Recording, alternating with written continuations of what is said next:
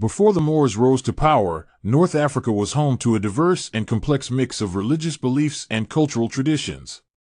The indigenous Berber tribes, the ancestors of the Moors, practiced their own unique forms of spirituality long before Islam arrived. These traditional religions were rooted in nature, ancestor worship, and sacred rituals that connected them deeply to the land. In addition to their indigenous beliefs, North Africans were influenced by outside cultures, including ancient Egypt, Carthage, Rome, and later, Christianity and Judaism. By the 4th century AD, Christianity had spread widely across North Africa under the Roman Empire, and North African cities produced important Christian thinkers like St. Augustine of Hippo. Meanwhile, Jewish communities thrived, and some Berber tribes even converted to Judaism. The religious landscape of North Africa was vibrant and multilayered, laying the groundwork for a cultural transformation when Islam emerged. In the early 7th century, Islam began spreading rapidly from the Arabian Peninsula, transforming societies across the Middle East and North Africa. Many Berbers embraced the new faith, which brought a sense of unity and purpose across tribal lines. The combination of Berber warriors and Arab leadership became a powerful force. By the year 711 AD, a Muslim army led by the Berber general Tariq ibn Ziyad crossed the Strait of Gibraltar into the Iberian Peninsula, modern-day Spain and Portugal. The Moors swiftly defeated the ruling Visigothic forces in Spain, establishing Muslim rule across much of the region. The territory they conquered became known as Al-Andalus, and under Moorish control, it flourished. Cities like Córdoba, Seville, and Granada became centers of knowledge, architecture, and innovation.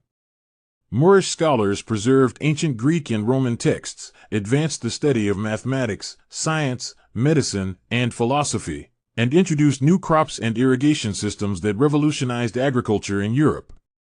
The Moors were not just conquerors, they were builders.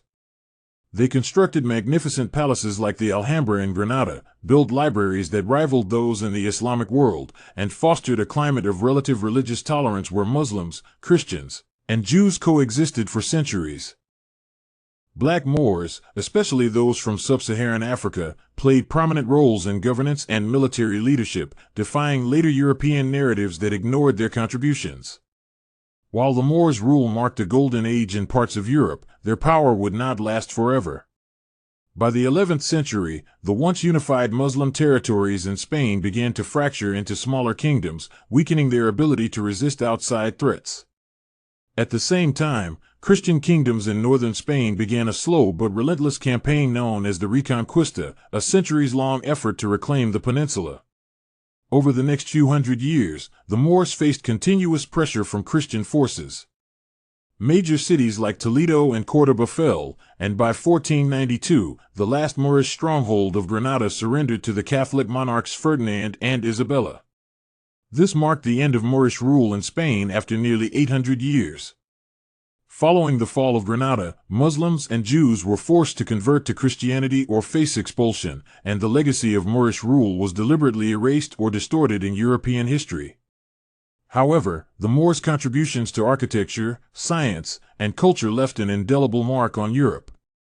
Many of the mathematical and scientific advances that fueled the European Renaissance can be traced directly to Moorish scholars. Moors in America, a hidden chapter. The story of the Moors doesn't end in Spain, it continues across the Atlantic.